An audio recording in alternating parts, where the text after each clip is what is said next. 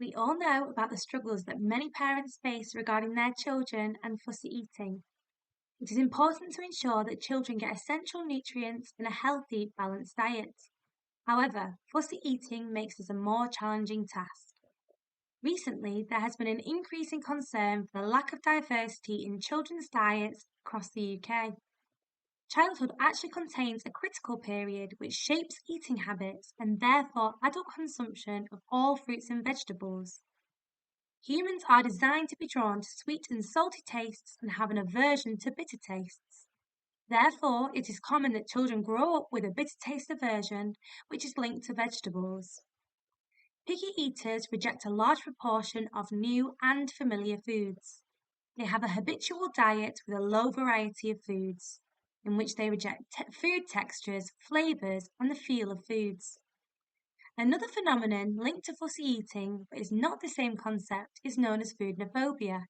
This is less well known and is defined as essentially a phobia to unknown and new foods. This food neophobia is relating to feelings of disgust while the food is around. It is an avoidance mechanism whereby a child rejects food sources that they do not have any experience with.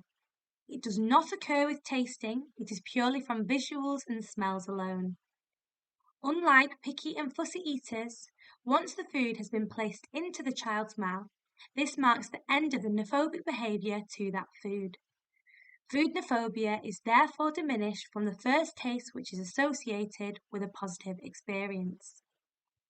There is a link between age and food neophobia.